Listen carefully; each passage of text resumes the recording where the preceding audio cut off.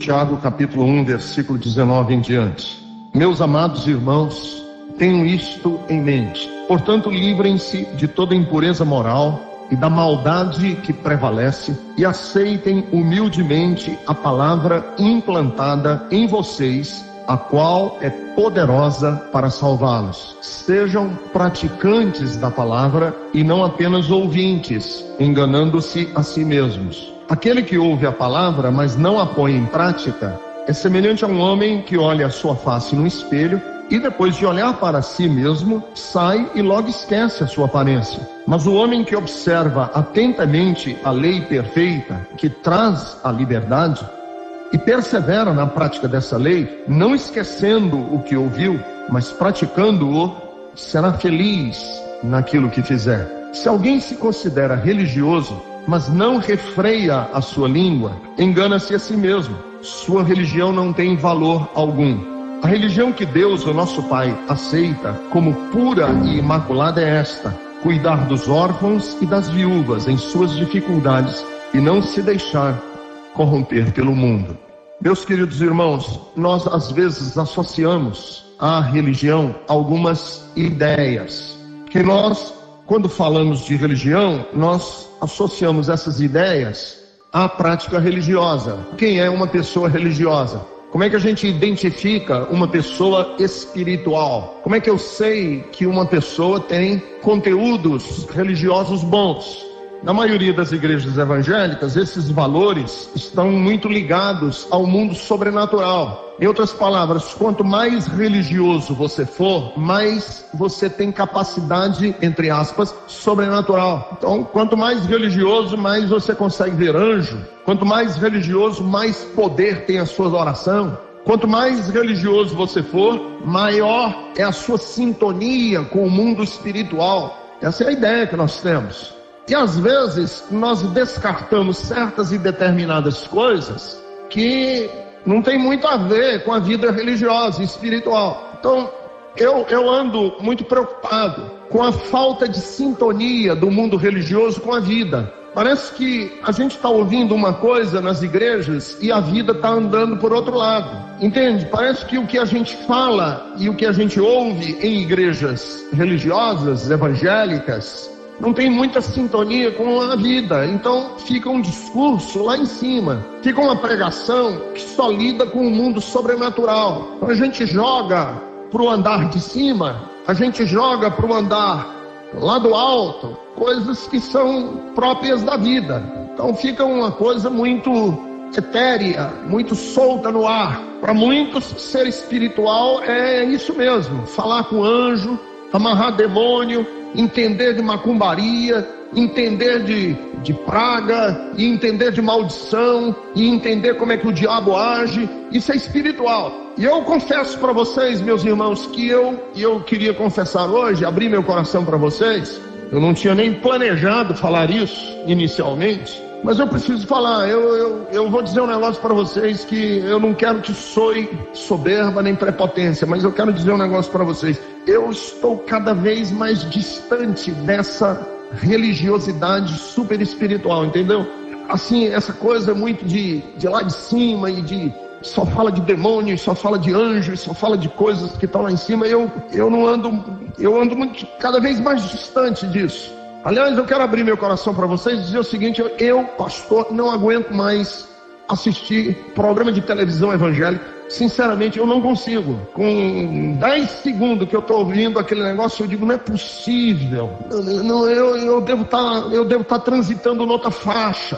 Os programas de rádio, é muito clichê, é muito simplismo. Às vezes eu sinto que é tão simplista o discurso, é uma coisa tão rasa, que eu digo, não é possível. Será que eu estou me desviando? Será que eu não sou mais crente? Porque eu ouço esses negócios e eu digo, eu não me encanta, não me entusiasma em nada. E aí quando eu leio Tiago, eu digo, graças a Deus eu não estou só, tem Tiago do meu lado, pelo menos. Estou eu e Tiago, porque Tiago era pastor de uma igreja e eu não sei, porque a gente não sabe tudo o que estava acontecendo, mas provavelmente, especulando, estava acontecendo isso nos tempos de Tiago. estavam com um discurso, estavam com uma pregação, uma prática cristã muito espiritualizada demais. E esse negócio espiritualizado demais precisava ter pé no chão. E como Tiago era pastor de uma igreja em Jerusalém, ele ficou inquieto que essa prática espiritual, que religião não tivesse os pés firmes na terra, que religião não é a gente andar transitando numa dimensão super espiritual e que não tem sintonia nenhuma com a vida. Tiago estava preocupado com isso, porque há algumas atitudes e comportamentos cristãos que a gente acha que não tem nada a ver com fé cristã, mas que na verdade tem. Que a gente acha que isso aí não tem nada a ver com cristianismo, isso é outro departamento. Aí Tiago diz, tem sim dimensões da vida que tem muito a ver com a vida cristã. Polidez, ser polido, tolerância, consideração, empatia, tem tudo a ver com a vida cristã. E a gente acha que não tem. A gente acha que ser cristão com o mundo espiritual. E Tiago diz, não. Ser cristão muitas vezes é saber calar a boca, saber entrar e sair de um ambiente incólume, ser discreto. Discrição é uma virtude cristã. Não ser impertinente. São virtudes que nós acreditamos que não tem nada a ver com a fé cristã, mas Tiago diz assim, se você quer ser espiritual, tem que começar com elas. Que esse discurso super espiritual, de anjo, de demônio, de amarração, de encosto, de praga, de bênção e de não sei o que mais lá, se não começar com essas aí, é um discurso vão, é um discurso inútil. Se não começar com essas coisas básicas, vai a lugar nenhum. E ele aqui no capítulo, e ele vai, a partir de agora, Tiago vai pegar pesado com a gente. Porque ele vinha falando de tribulação, e de como vencer, e perseverança, e como nos comportar diante das lutas da vida, e como é que nós devemos encarar Deus nesses momentos, e não ver Deus nesses momentos como um Deus punitivo, e sim galardoador, abençoador.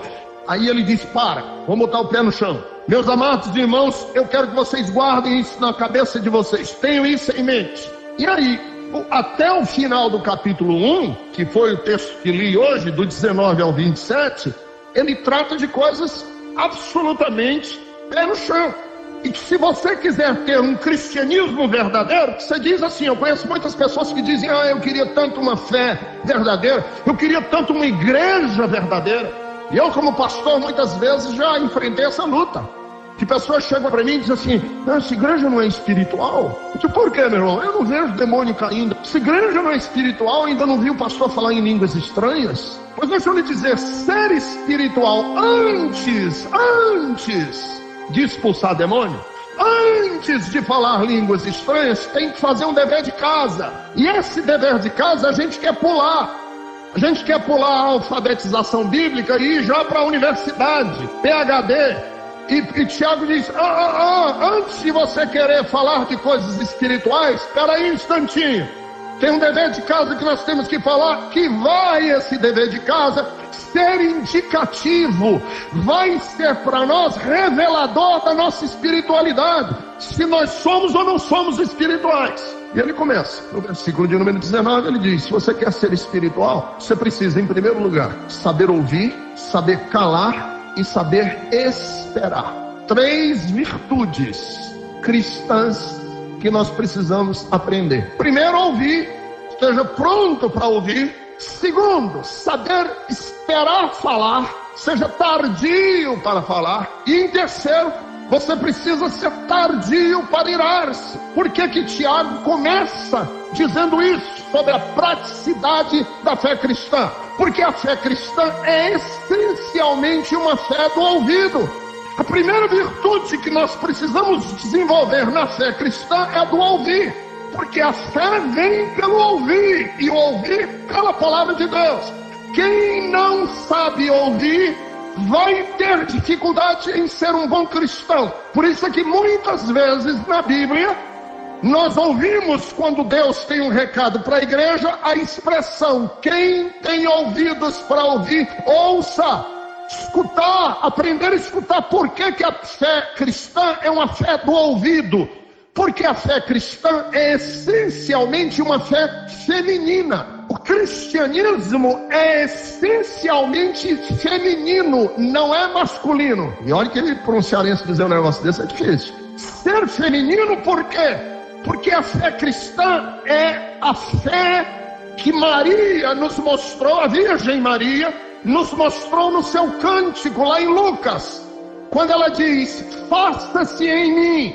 A fé cristã é a fé em que eu sou fecundado, em que eu sou penetrado, em que eu sou passivo, em que Deus é o elemento ativo e eu passivamente, femininamente, me deixo fecundar, me deixo tomar, me deixo penetrar pelo sêmen divino, pela injeção de Deus em mim, que me fecunda para uma nova vida. E esse sêmen divino que entra em mim é o Espírito Santo de Deus, que regenera, que gera coisas bonitas em mim.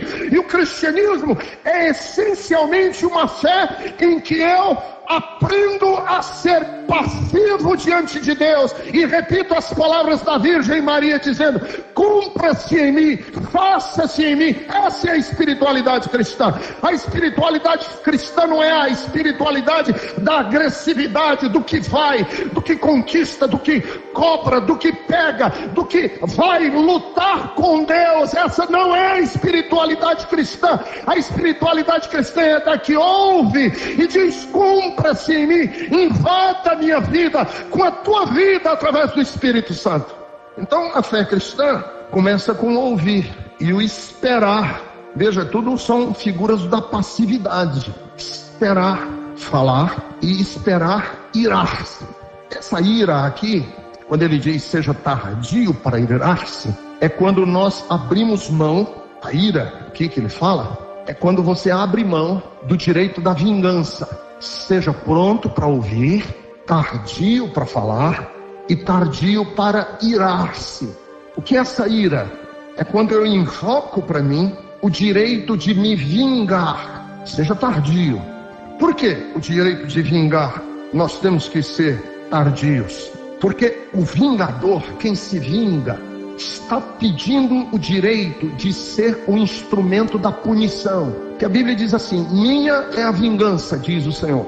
Quando eu estou irado, na minha ira, eu digo a Deus assim: Senhor, se tua é a vingança e eu sou teu servo, se tu vai dar chicotada nas costas desse cara aí, me dá o chicote que eu bato por ti. Isso é a vingança. O chicote me entrega, porque cada chicotada que eu estiver dando, eu estou dando em teu nome. A Bíblia diz: esse sentimento seja tardio no seu coração. Deixa eu dar um exemplo para vocês. Estava no carro, eu, minha mulher, Jerusa, no carona. Atrás da Jerusa, a minha querida sogra. E do lado da minha sogra, a minha filha, Carolina. Estávamos no carro e um táxi na nossa frente. O carro parou, o táxi parou, o sinal ficou vermelho, nós paramos também. Estávamos ali conversando. De repente eu ouvi um barulho de um ferro no vidro, assim. Eu pensei que a Jerusa tivesse soltado o cinto de segurança com força e que a fivela do cinto tivesse batido no vidro. E eu olhei. Quando eu olhei, tinha um revólver 38 enferrujado, batendo com toda força no vidro do carro, dizendo: abre, abre, abre. E aí eu levantei a mão e disse: espera um instantinho que eu vou abrir. Aí devagarzinho baixei o vidro. Aí o sujeito com o revólver, eu vi que o gatilho dele estava engatilhado, falou: passa a carteira, passa a carteira. Eu falei: espera um instantinho que eu vou te dar a carteira. Aí meti a mão aqui, entreguei a carteira para ele, e ele colocou o revólver assim, atrás do retrovisor do vidro do carro, para que quem passasse na rua não visse, escondeu no retrovisor do carro, ficou apontando assim para o peito da Jerusa e disse: me dá a frente do toca-CD. Aí eu: peraí que eu vou te dar. Aí tirei a frente do toca-CD, entreguei para ele. Aí no que eu entreguei, que ele ia pedir a bolsa da Jerusa, abriu o sinal, o farol, ele viu que o farol abriu, disse: vai embora, vai embora. E aí eu ainda fiquei ali naquele nervosismo para ir embora, o táxi ainda demorando para sair na frente. Eu engatei a primeira, e quando eu fui saindo devagarzinho, né, porque o táxi estava na minha frente, eu não sabia o que estava acontecendo atrás de mim, que eu olhei, ele ia calmamente na calçada, com a minha carteira aberta, olhando o que tinha dentro. Graças a Deus só tinha R$20, ele deve ter ficado louco da vida comigo. Ele olhando ali e tal, a carteira, calmamente andando. Irmãos, naquela hora que eu vi o cara andando na calçada calmamente, eu pensei assim, se eu tivesse aqui um 45, ele tinha 38, eu precisava de um 45, uma pistola, uma bazuca, uma metralhadora, Uzi, qualquer coisa, eu queria ter qualquer coisa nas mãos. Mas eu me vi ali dentro do carro, ficando em pé, ele andando assim de costas, e eu dava nas costas dele um tiro assim para ele cair morto. Mas me deu essa vontade, só não matei, porque eu não tinha, e eu não saberia fazer. E naquela hora eu me tornei um criminoso, porque o sentimento da morte e do homicídio estava dentro de mim. Essa vingança de querer abater o meu inimigo, sendo eu o instrumento de Deus. É que a Bíblia Sagrada diz que o cristianismo começa quando eu abro mão desse direito. Quando eu digo não, eu abro mão do direito de me vingar. Eu abro mão do direito de ser um instrumento de Deus para a punição do ímpio. E eu digo para Deus, Deus, se tu tens que punir alguém, não me usa. Eu quero ser usado quando tu precisares abençoar alguém. O cristianismo começa aí. Quando eu abro mão do direito de ser o que vai dar chicotada, e eu peço a Deus para eu ser o que vai distribuir a bênção. Isto é aí que começa o cristianismo. O cristianismo começa quando nós aprendemos isso e vivemos isso. Portanto, todo homem esteja pronto para ouvir, tardio para falar.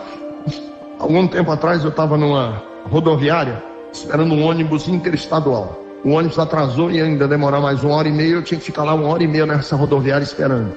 De repente começou uma conversa em voz alta entre um testemunha de Jeová e um adventista, discutindo lá na rodoviária. E adivinha quem se meteu na conversa? Aí eu me meti na conversa.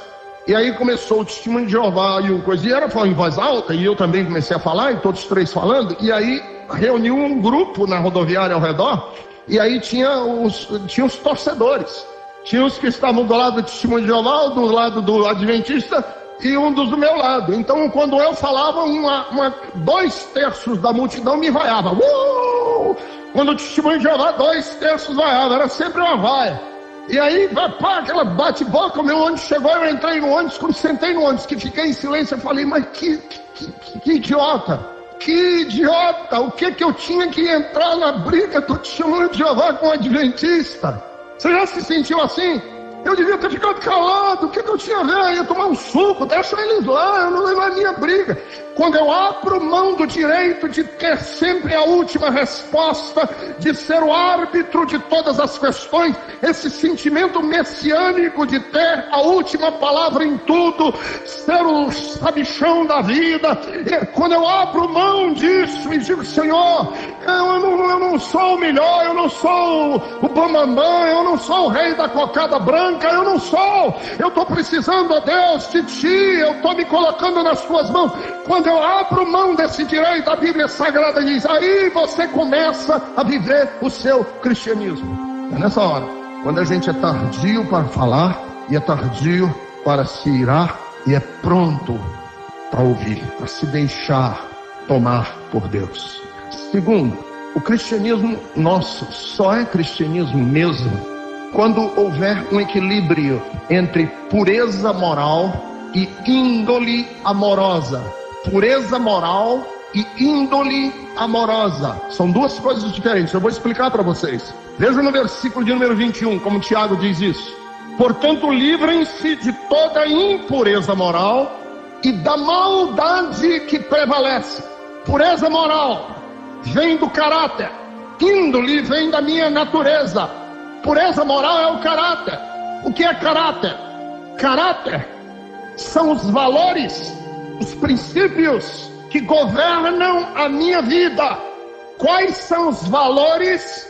Quais são os princípios Quais são as verdades que governam as minhas ações? Isso é caráter. E o caráter pode ter pureza ou impureza moral. Um homem com caráter é íntegro na sua moral. Um homem sem caráter é impuro na sua moral. Então Tiago diz assim: vocês querem ter uma fé cristã genuína?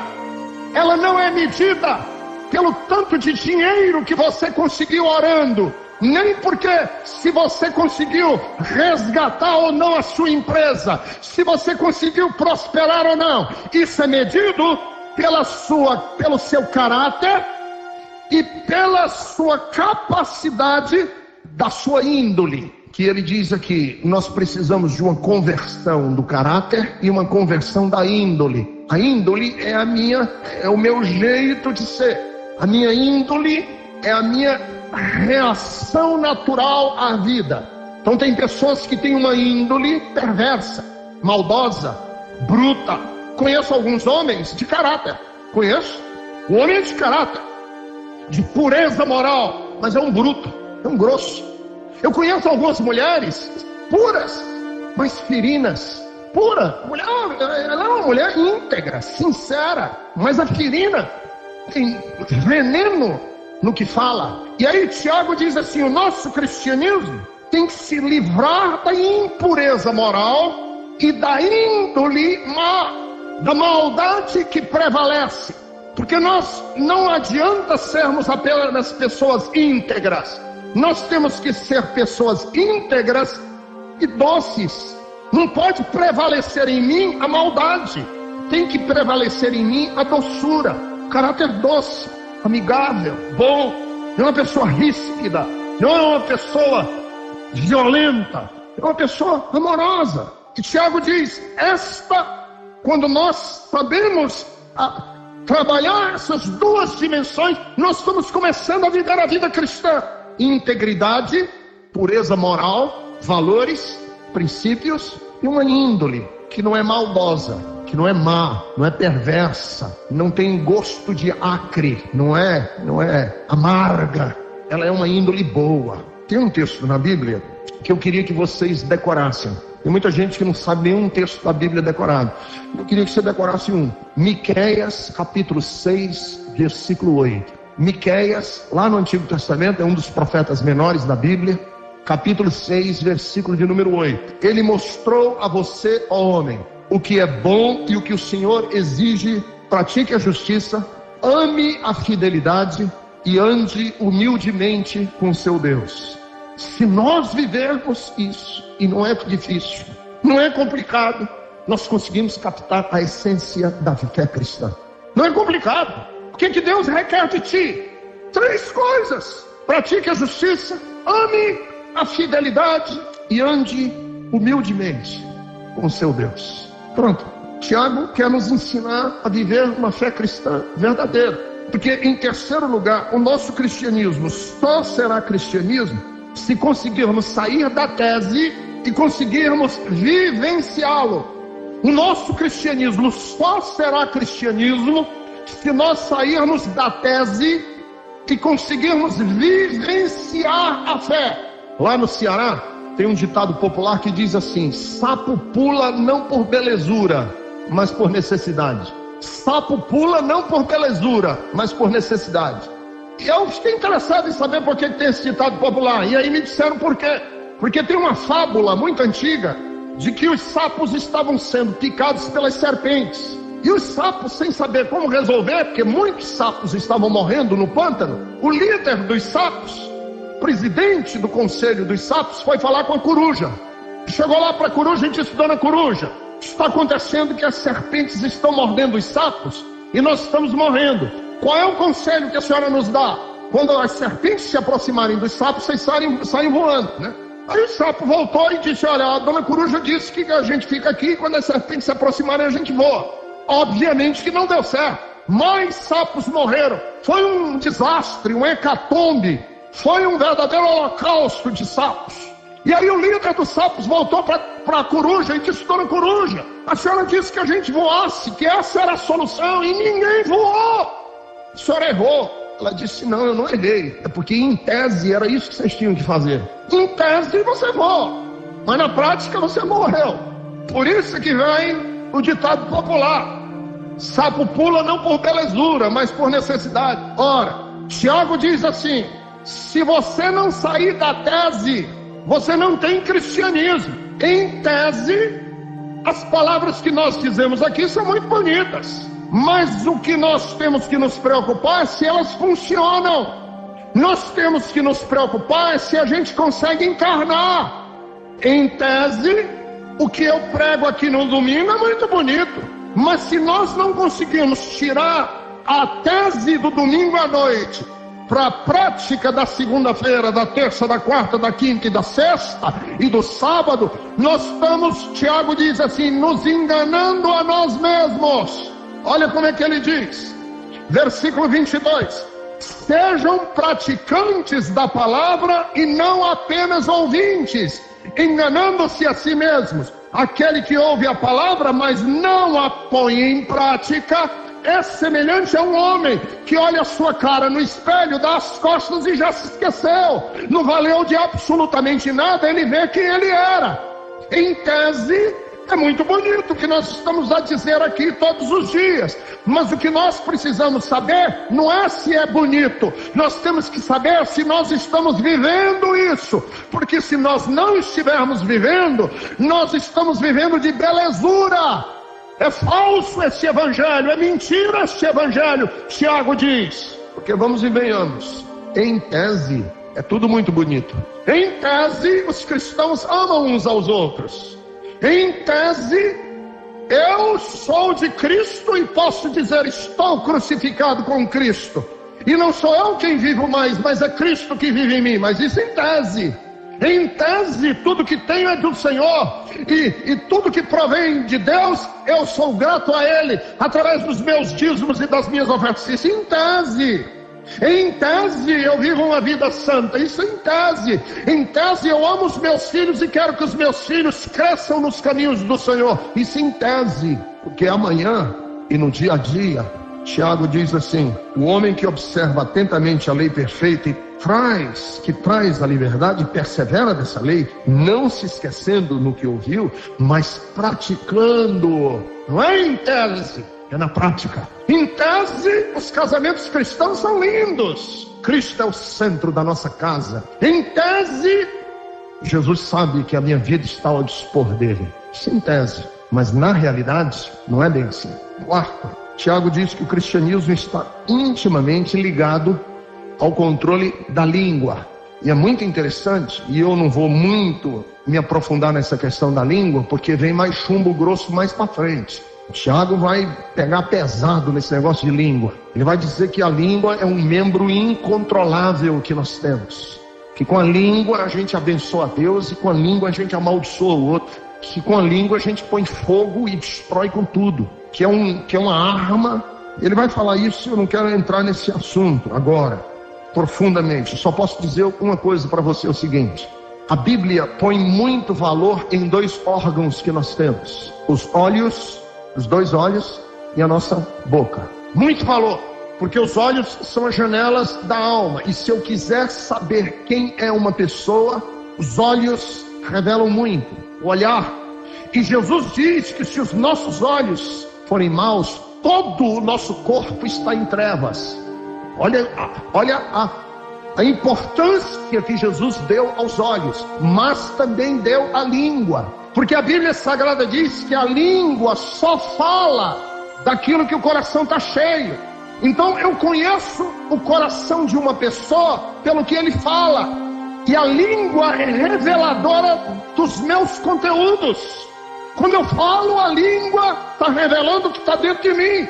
Então uma pessoa que tem um coração sarcástico, ele tem uma língua sarcástica. Uma pessoa que tem um coração maldoso, ele tem uma língua maldosa. Uma pessoa que tem um coração amargo, a língua dessa pessoa é amarga. Uma pessoa que tem um coração doce, a língua dessa pessoa é doce. Uma pessoa que tem um coração construtivo, a língua dessa pessoa constrói, edifica, levanta, estimula.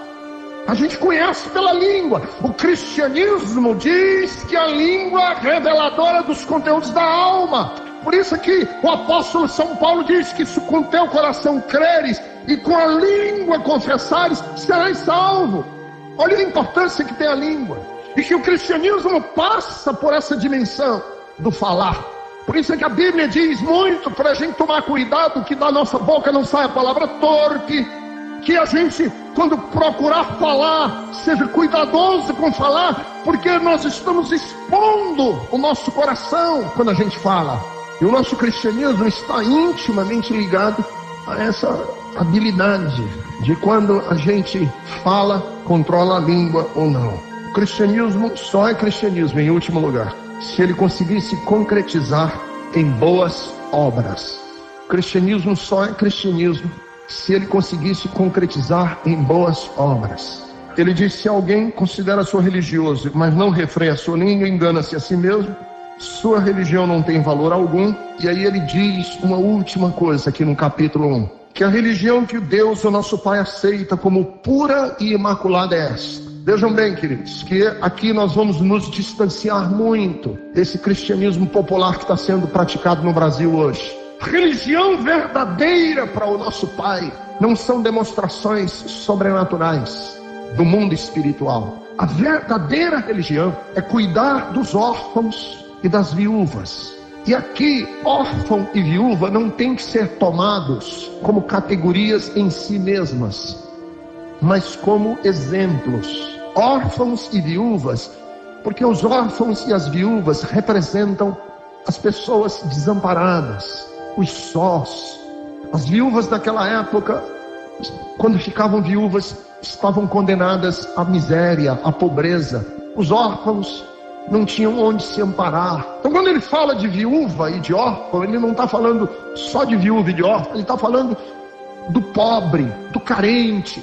Verdadeiro cristianismo é aquele que se preocupa não consigo. Verdadeiro cristianismo, ele não tem um foco egocêntrico.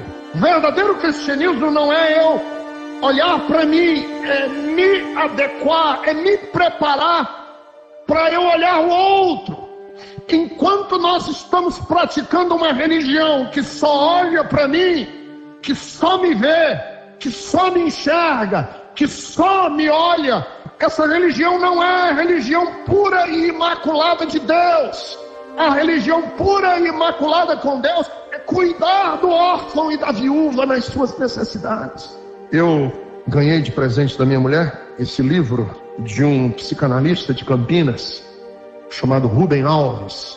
Embora eu não concorde com tudo que o Rubem Alves fala, eu gosto muito da maneira dele escrever, porque ele tem uma humanidade muita flor da pele. E o Rubem Alves talvez nem ficasse muito feliz que eu estivesse lendo um livro dele aqui na igreja evangélica, mas eu li e gostei. Ele escreveu aqui nesse livro chamado Mais Badulaque, e eu gostei tanto que eu queria ler para vocês. É curtinho, olha que lindo. Albert Schweitzer é uma das pessoas que mais admiro. Teólogo, filósofo, prêmio Goethe de literatura, concertista de órgão, especialista em Bach e prêmio Nobel da Paz. Aos 30 anos, abandonou tudo, mudou a direção do seu voo, profundamente místico, com grande paixão pelos que sofriam, resolveu estudar medicina e passar o resto de sua vida num lugarejo miserável no coração da África. Ele levava a sério as palavras de Jesus: a quem muito se lhe deu, muito se lhe pedirá. E ele pensava: muitíssimo me foi dado, muitíssimo eu tenho que dar. E deu a sua vida inteira.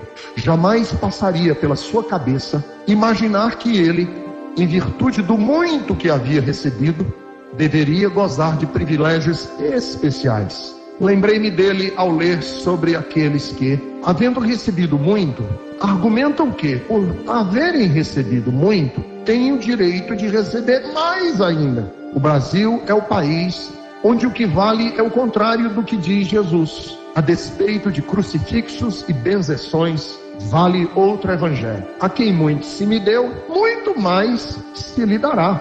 Se não é de Jesus, de quem será esse evangelho? Não me atrevo a sugerir. É assim que aqueles que foram encarregados democraticamente de proteger os fracos fazem leis em benefícios próprios, leis que acrescentam só a eles privilégios dos quais o povo comum está excluído. Isto não é coisa nova. Os profetas já denunciavam os pastores que engordavam com a carne das ovelhas que deveriam proteger. Acho sim que se há um grupo que é merecedor de leis especiais que lhe garantam privilégios, esse grupo são as crianças abandonadas. São uma ferida horrível numa sociedade de classes privilegiadas e arrogantes que vivem em palácios, como é bem sabido. Quem semeia ventos, colhe tempestades. É aí que começa o nosso cristianismo. Não é quando a gente pergunta: o que eu faço para ganhar mais? O que eu faço para receber mais? É o que eu faço para me dar mais?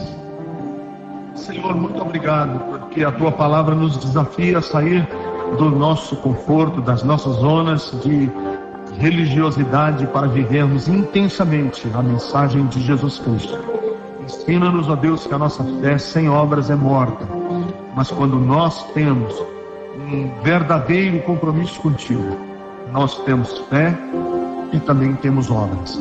Faz assim para que nós possamos mostrar ao mundo as boas obras, para que o mundo possa glorificar o Pai que está nos céus. Abençoa todos os que ouvem esse programa e estão conectados a nós através do programa Reflexões. Porque eu te peço no nome precioso de Jesus, que vive e reina para sempre. Amém. Amém.